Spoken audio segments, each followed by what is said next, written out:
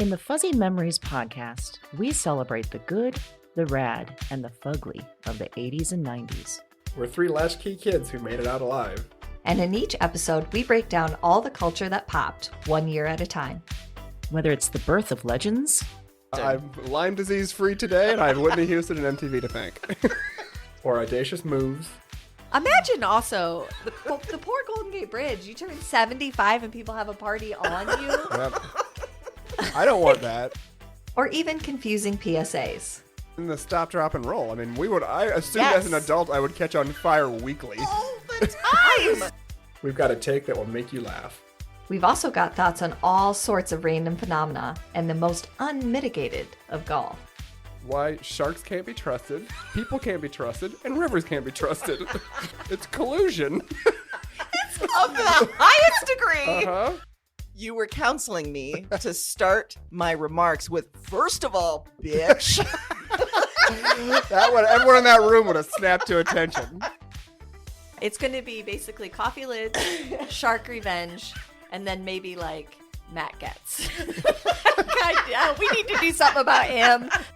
Join us every other Wednesday to celebrate the hits, the misses, and the misfits of the weirdest decades. If I could tell my 14-year-old self from 1990 that I would be eating in a Cheesecake Factory in Beverly Hills. I'd be like, we did it. We did it, Joe. We did it. Listen and subscribe to Fuzzy Memories on Apple Podcasts, Spotify, and your favorite podcast platform.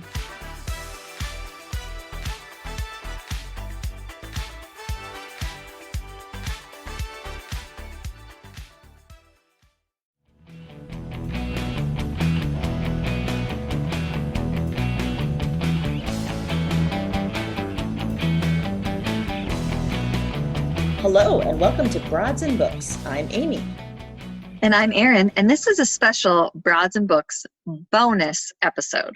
Listen, listeners, we are inching closer to recording our regular weekly episodes in person yet again. Yes, very soon. I have a paper chain. Because recording via Zoom is a great temporary thing, there's really nothing like staring into your real eyeballs, Amy, while we talk. I'm pointing at him right now. Stare right into him, into my eyeballs.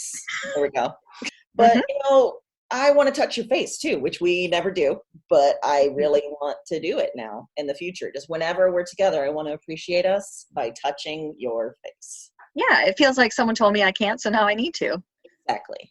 Yeah. But get this. One thing that we've discovered during quarantine is recording via Zoom is pretty great when we get to talk to our favorite authors. Sure is. We get to look at their virtual eyeballs, look right at them, and then we get to talk books, and it's a great time. It is a great time. Sometimes we even get to see their TBR piles live. Yes. So today on the Broads Talk Books With, we've got Sean Adams. I recommended his book, The Heap, in episode 55. And get this, people. So Sean actually lives in Des Moines, Iowa, as Erin and I do. So when we originally approached Sean pre-quarantine, we'd had glorious ideas of meeting and talking in person and becoming best friends. Then COVID came along. Right. So we had to scratch that, and we got him on Zoom instead, where he shared some of his favorite books, how he's been reading during the quarantine, and his favorite food-related pop culture obsessions. You can find all the books that Sean mentions in the show notes on your podcast player and our website. And now, here's our interview with Sean Adams.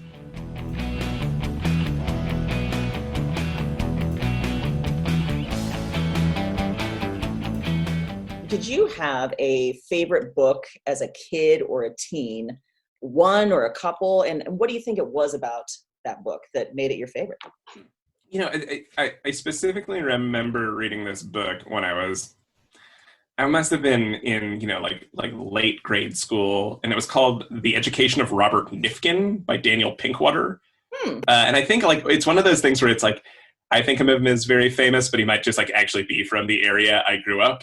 So it's like this local children's author, but it was written as an entrance exam to this very strange sort of private school where this really problematic kid, Robert Nifkin, was applying. And for some reason, I always remember that. But I remember that as the first book that I'm like I can still like remember parts of this book. I still think about this book a lot. I mean, like Wow. there were all sorts of, you know, like books I read about like, you know, it's like, you know, exploring space with the Martians or whatever, and I can't think of a single like actual name of any of those books, but yeah, no, this is the one that I always think about. It's really funny and kind of like really kind of weird. I don't know, yeah. So I think that that's probably why it appealed to me. It was just like a super like just like laugh out loud like funny, and there were swear words in it, and it was a book for kids. Yeah. So I was like, oh my god, this is incredible, you know, like yeah. Well, one of the other things that we've talked about a lot on the podcast is classics that we struggled with. Sometimes that were put out like, oh, this is, you know, what reading means, or this is how you get into literature. We talked a lot about Moby Dick being the one that we struggled with. Is there a classic that you struggled with, or that you said, no, that's not for me? Oh, totally. I think, I mean, it's like some of it was timing, you know, like I feel like I read Huckleberry Finn when I was in like sixth grade or something. And I was like, what? And they kept saying, you know, like they're like, oh, he's like one of the great American humorists. And I'm like, this book isn't funny at all. Like, I don't get anything that's happening. You know, like it's like a real sort of like, it's a real struggle. You know, it was like one of those books too, where like, I feel like by the time I could have maybe appreciated it, like I'd read it 12 times, you know what I mean? Like at different like levels of school. So I was just like sort of like burned out on it. And then Frankenstein was another one I read in middle school. And I was just like, I want to like go back and be like, this wasn't really like this is a dense book. Yeah, this is not necessarily like middle school stuff. But yeah, that was like, those were two that I really like just like had a hard time with. And I feel like it was definitely more like timing than anything. But it's also hard to go back now because I like still have those like memories. Yes. That's such a thing. We've talked about that too. It's such a disservice to introduce some of these books to us at a young age. We don't know what the hell we're doing. We don't know what this means. Yeah. Especially Frankenstein. That is intense. Yeah, and we were all, you know, we were like, this is going to be rad. It's going to be a monster story. Like, you know, and then like, you know, I'm reading like 3 pages an hour, like, you know, like over like some like spring break or something. I'm just like, oh God, like, you know, like this isn't cool at all. No. Terrible. Did you, either when you were younger, were there any books that sort of made their way out of that general malaise and kind of inspired you to be a writer? Like you looked at it and you thought, wait, this is something I can do in the future. I remember in high school, I mean, it's not necessarily like that it inspired me to be a writer, but I remember reading Crime and Punishment in high school, and that being one of the books that I read and, you know, was just like super excited about, you know, as I was reading it. You know, that it didn't feel like an assignment. It didn't feel like, you know, like I was really just like thrilled to find out what happened, and, you know, with Raskolnikov and, you know, and it was just like, and actually like started to kind of like, also like one of those books that definitely like started to, you know, it had that effect of like being like, oh, I can actually like, I'm thinking critically about this, and that's exciting. It's not just like, you know, like what the teacher has assigned for me to find symbolism or whatever, that there's like actual like moral questions here. And yeah. I don't necessarily think about it often as like an influence, but it probably was in a different way. Sure. Sort of in the background, just making itself known to you. Yeah. Well, we're going to transition a little bit to your reading life now. Are you willing to share how many books are on your to be read pile? And if there's any that you're excited to get to?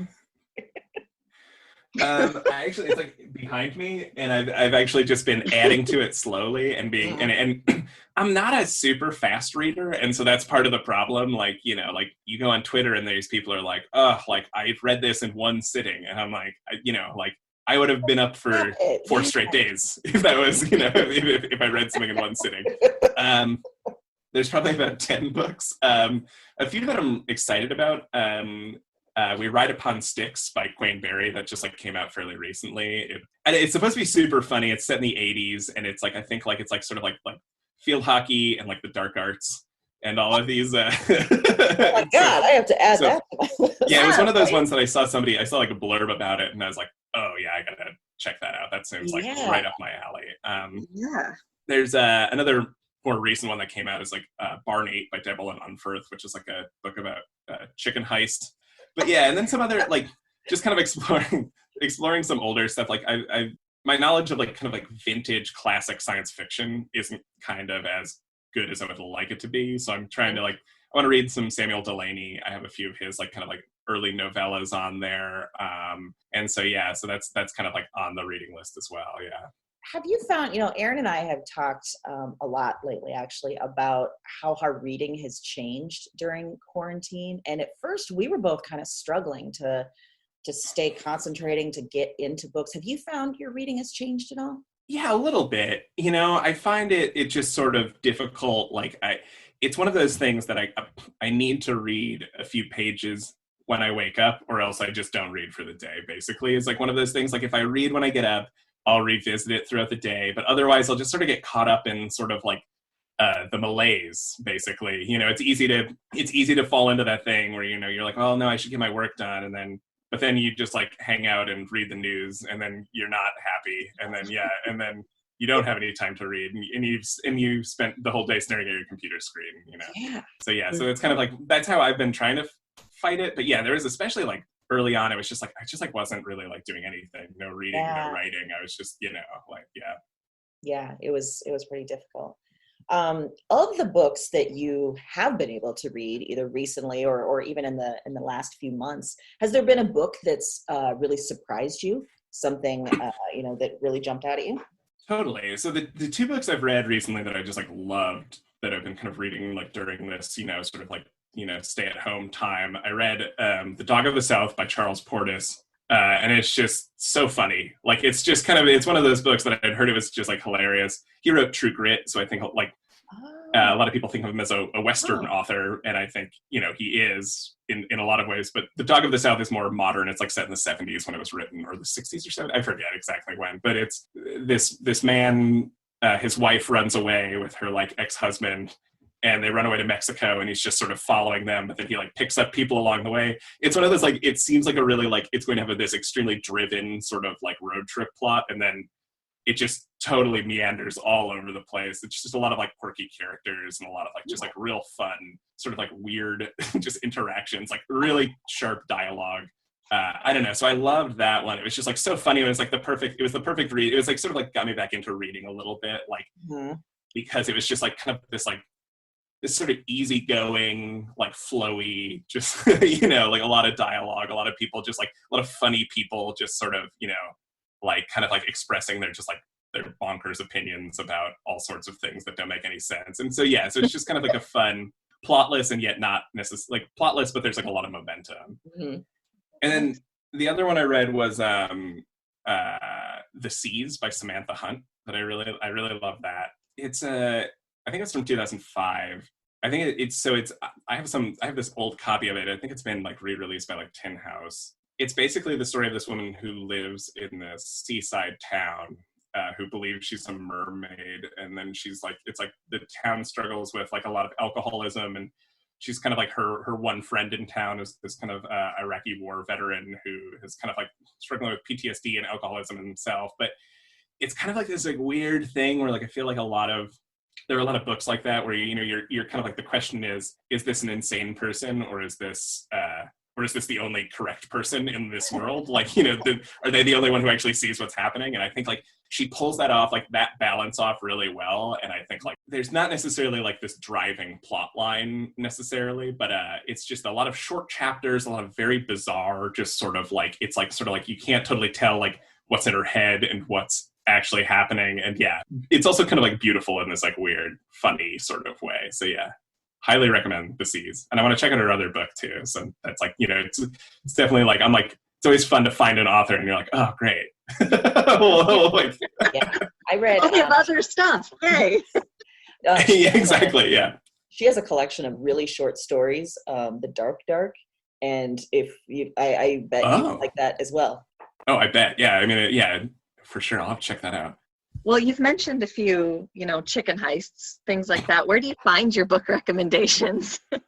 With like recent books, it's just like, I see people talking about them. I see reviews in like kind of like the usual places. But there's a lot of, honestly, like a lot of my books, I just sort of find sometimes like at like, you know, it's like I really love to go to like library book sales and like used bookstores.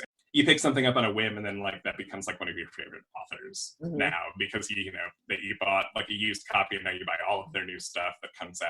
And then I, you know, so like I like to do that. I like to just play a little bit like, you know, it's like the library book sale roulette or like, you know, it's like you just see what's around. But I also, I mean, like my wife happened to listen to this radio program where they mentioned Mary Robeson, and I was like, oh, okay, like I should check her out. That sounds interesting. And then like another one of my favorite authors, like a friend of mine just like was like, oh, that reminds me of this book I read. You know, we were just like having a conversation, and I was telling him a story, and he was like, oh, that reminds me of a book I read. You know, and he got it for me.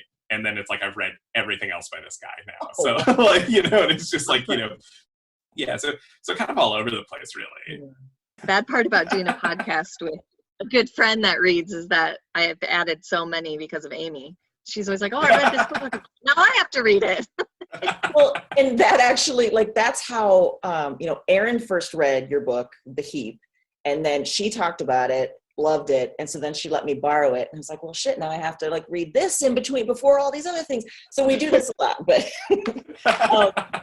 But like I said, Erin recommended your book in an episode not too long ago, actually. And we found out about you through our friend Callie White, Bin Bali. Yeah. She went to see you, I think, at your first reading at Beaverdale Books. Yeah, no, I met her there. Yeah. Yeah, and she was talking up your book. And I'm like, all right, let's read this. What I think we both loved about it is it's so, you know, so delightfully strange and weird and really cool in a lot of ways. What did you have? Do you think you had particular books that influenced some of what came out as the final product? Oh, definitely. I kind of think a lot about like, I mean, there was sort of a point in college, you know, it's like I always did like kind of like improv comedy, and I always wanted to like write sketch comedy, and I always wanted to kind of like do this sort of stuff, you know, kind of just like real like sort of like stage comedy.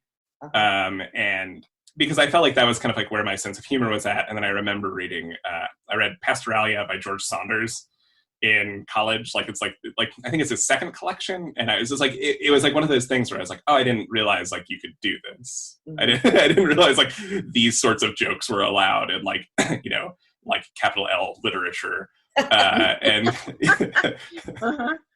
And so that was like, I mean, that's kind of like a big, like formative book for me. And then kind of from there, like authors like Kelly Link, Patrick DeWitt has a few books that I like that kind of like really drove me to like try and like do more like plot work. You know, like, so he's got The Sisters Brothers and then Under Major Domo Minor, these like two like really weird, but like fun and exciting books. I always admire his ability to like build these plots that have a lot of momentum, and they're just like, you know, it's like they're kind of like they're constantly like moving forward. Every chapter is a new like tense moment, and yet at the same time like they're really funny and they're really strange too. So yeah, I can see that definitely with some of those authors. You can kind of see some of that in your book, you know, the balance between this great plot but then also the dark humor, which is part of what I really loved about it. At the end of each interview, we ask some kind of like our top 5 questions. And the first one is, we want to know about your most memorable fan interaction, whether that was fun, weird, touching. I haven't had too many fan interactions. You know, honestly, it's just like, it's kind of like a boring answer, but yeah, it's just been sort of fun. Like, you know, like people like have emailed me and just said they really enjoyed the book, or like every now and then I'll get tagged in a Twitter post about it that's been like really exciting, or and so that's been nice, you know. But like, yeah, honestly, like I read it at Beaverdale and I read it at Prairie Lights, and I didn't necessarily like, you know, it's like we didn't really do like a book tour for The Heap, so like kind of most of my fan interactions have been digital, you know, so I haven't had any weird, awkward interactions or funny interactions. It's mostly just been like people being very nice. So that's been good. That's good. We kind of hear like everything from people we talk to. There's some real weirdos out there, so it's good. Oh yeah, I can imagine. Did you, as you you know, started to get into the literary world, did you have like an author that you really wanted to meet and did, and it went well?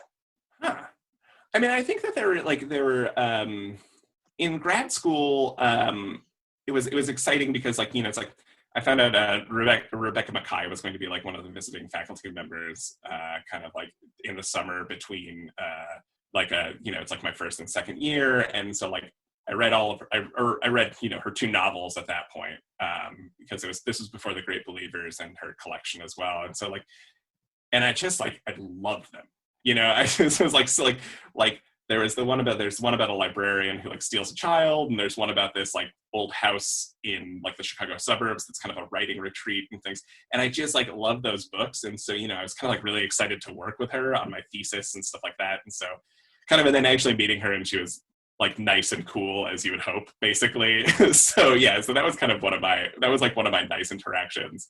Oh, that's nice when they turn out to be what you hope. Yeah. For sure. Would you say your love or joy of reading has changed since you became a published writer?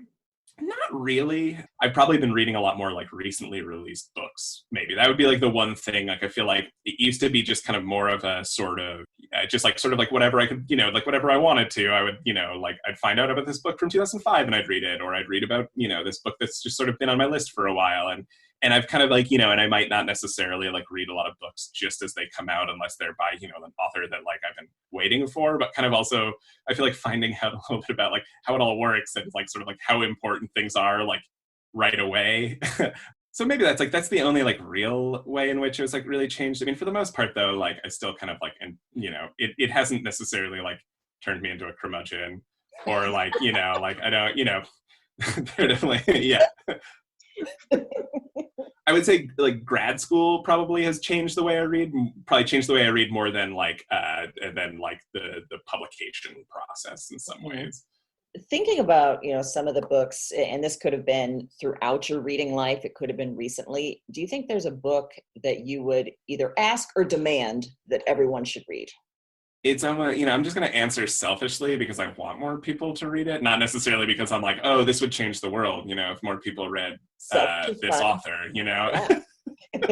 So there's this author I really love, and it's like, he's I was mentioning before, like a friend of mine just got a book, and now I can't, like, got a book one time when we were having a conversation, now I can't stop reading his stuff, and his name is Magnus Mills, and he's this British author. He was a professional bus driver. Like he's just like, and I think he still drives a bus in London. And he's this like very intriguing character. And I think like his first book was called The Restraint of Beasts. It's really good, but I almost feel like his later stuff, as he's gotten like further away from that, has gotten like progressively weirder and like kind of like more just like its own like little bubble. So he writes these like weird books that are kind of like, I wouldn't say they're mundane in plot but they're very much like things happen. There's a lot of excitement. It's like, so like, okay, so I'll use just like one example. So his most recent book is called The Forensic Records Society. It's just about a group of men who decide to form this group, these 2 men who decide to form a group called the Forensic Records Society. And the whole thing is they're like vinyl nerds, and they think that people aren't listening to records correctly. So they want to listen to them forensically, which means like basically they just put records on, but no one's allowed to speak. And then, it's like everyone brings a record each week and they put one on, and like, but then like kind of like different sort of factions start breaking off and being like, well, we want to have our own record society where like we're allowed to express our opinions or discuss the track.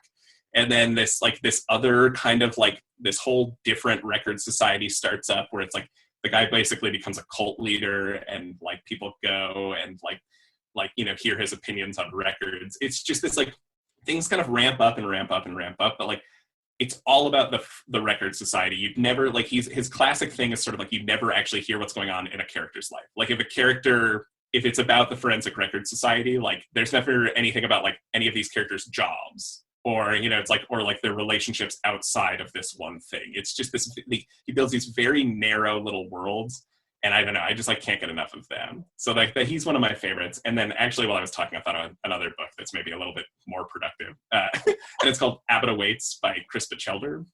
It's a book about like a father and his daughter and his pregnant wife. And it's in the summer, he's a professor, and it's in the summer, like when his wife, I want to say, is like, it's like she's like 7 or 8 months pregnant, and every chapter is like a 1 or 2 page vignette that's like a day in the summer. But it's just like the writing is just like one of those things where you're like, this is like unbelievable. Like the way he has like a way of expressing things that like is just like so funny and also just like perfect in this, like, you know, you hear it and you're like, oh yeah, I know exactly what he's talking about. You know, like of like Cool. the four-way stop where like the stoplight goes out and then like everyone's just like, you know, like waving each other along. Like there's just like this sort of like long, just it's a lot of like long descriptions, long beautiful descriptions of like that are really funny but also like just like perfectly rendered and like zero plot, like absolutely no plot at all. There's like nothing really happens. Well, at the end of our episodes, we talk about some pop culture that we're recommending or like right now. So would you be willing to share a pop culture obsession you have, whether that's movie, TV, podcast, whatever, music? Yeah, totally. So pretty much like, you know, it's like we're in like the golden age of TV right now, but pretty much like what's the only thing that we've really been watching during these months have been like Food Network shows, and we just like, so there's a few, there's a lot of great ones, and I'm going to go through a few of them. Probably the most famous one is Chopped. I actually find Chopped kind of mean. Like, it's like everyone's like very angry on Chopped. They present chicken that's like not cooked, and then they're like upset later that they're getting sent home. It's like, it's this like very bizarre, like, I don't know. So I'm not a huge Chopped fan. My preference is Guy's Grocery Games. So that's Guy Fieri's Grocery Games. Takes place in Flavortown Market. He has his own grocery store. Oh my God. And the chefs need to shop for the groceries and then prepare them. And there's a whole variety of like games of like, oh, you have to go under this budget, have to go under this weight of products. You can only use these aisles. Just delightful. And everyone there is super happy because it's a very like Guy Fieri fueled, you know, it's like he like sets the tone. And then the other one is a little bit less popular. It's called Cooks versus Cons. So basically there are 4 cooks. They each claim to be a professional chef, but 2 of them are talented amateurs and 2 of them are professional chefs. And so like, and you don't know throughout the show. So it's an interactive experience because, you know, you're guessing along with the judges and trying to decide like who are the cooks and who are the cons. So highly recommend Food Network. These are all available on Hulu. Yeah. You make me feel so much better because we've been obsessed with Food Network shows. Like that's, we can't stop watching them. Yeah. There's another one on National Geographic called Food Factory. Fascinating. I will check this out. Oh God, it's like we feel like we're 5 and we're watching cartoons. We're just both like, that's how they make popsicles? It's ridiculous. Yeah, it's like people are like, oh, have you seen the new season of Westworld? I'm like, I am watching people cook in a grocery store, actually. Like, that's what I prefer to do. Yeah, no, it is like, you know, like I feel bad because like there's so many prestige television shows right now. And I'm like, but yeah, no, I'd rather watch Food Factory for sure. I'd rather watch all of these like kind of brainless, easy like cooking shows. It's so fun. Especially at this time, there's no reason for any shame around. Yeah, no, exactly. Whatever's getting you through. Exactly. Yeah, that's what I tell myself. Yeah. Awesome. Sean, this was so fun. I hope you enjoyed yourself. We really loved your book. Yeah, this was great. Such a great thing to be able to talk to you. We wish it could have been in person, but maybe sometime in the future. Maybe sometime in the future. Yeah, for sure. Okay. Sometime. A ways from now. Yeah. Oh yeah, thanks for having me.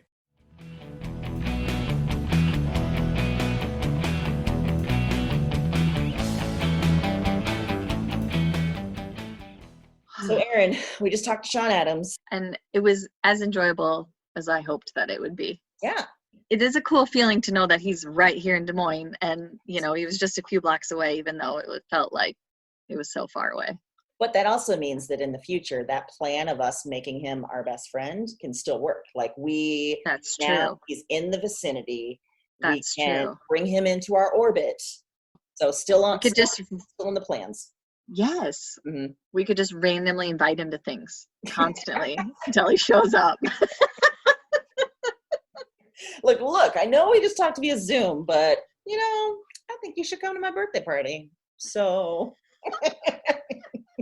I was going to go like get-togethers, but birthday party. I like. Okay. I want to see what kind of gift he brings. I want all of that stuff. Yeah. Okay. Yeah. One of the other things that I liked was how he talked about the classics, that the timing was just off in when he took them on, which we've heard a lot and can totally relate to. Like, I love the idea that Mark Twain's supposed to be this guy that's, like the top and hilarious. And, you read that too early and you're like, none of this is funny. Yeah, it's not funny at all. No, there's no funniness. No. I Or like he said, Frankenstein. Like, yeah, this is going to be amazing. No. Nope, not rad. Not rad. Mhm. But I did appreciate that he said rad, because that is a word I always want to bring back into the world. Yeah, that's a great use of that word. Yeah. Yes. I did like too that his routine for continuing to read during quarantine was a few pages in the morning. I thought that was a great idea. Nice way to start the day and sort of get past some of this anxiety and all of the kinds of struggles that we're having with reading these days. Yeah, absolutely. And one of the things that I really enjoyed too was how he talked about his influences, especially books that are weird and darkly funny, because I could see a lot of that comparison or see some of that influence come through in the Heap, because there was a lot of kind of dark comedy that really makes some of that book. And some of the weirdness, like the Heap goes in directions you don't anticipate at all. Yes. And so, so him really liking the weird was really cool.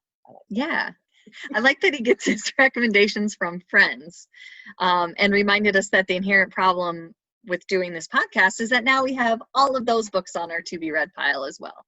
Yeah, it's, remember when we talked about like how many books are on our TBR pile a while back? And I said something like 30, and you were aghast because you have so many more. Just so you're aware, that number has exponentially increased, and it keeps increasing as you keep recommending good books. Good, good. See, that's good. I want to make it grow to ridiculous heights. If nothing else, but to make myself feel better. Yeah, for sure. And finally, I loved that he was like, prestige drama? No, that's not what I'm looking for. I want some Food Network shows. I want some cooks versus cons, which I have never heard of this show. Sounds terrific in a terrible sort of way. In all the best ways for right now. So we will be back next Wednesday with our regular weekly themed episodes. In the meantime, though, you can head to our website, broadsandbooks.com, and check out all of those episodes. Subscribe now, and you'll get them all direct to you. Happy reading.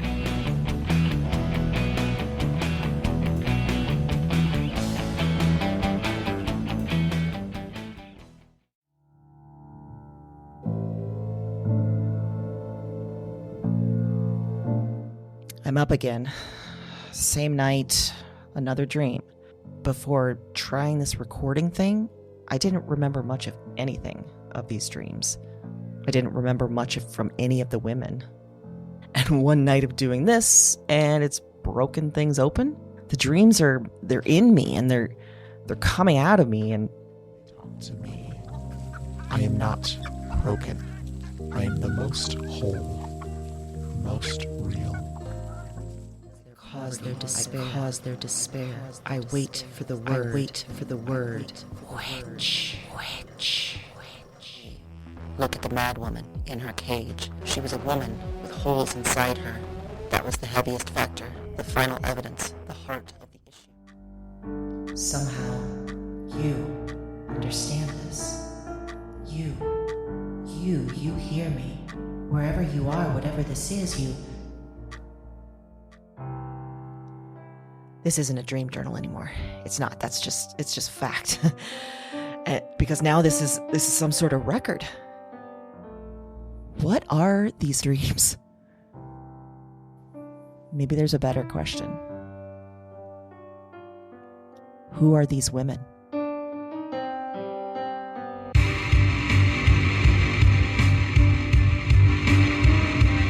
Weird Woman is a Broads and Books production.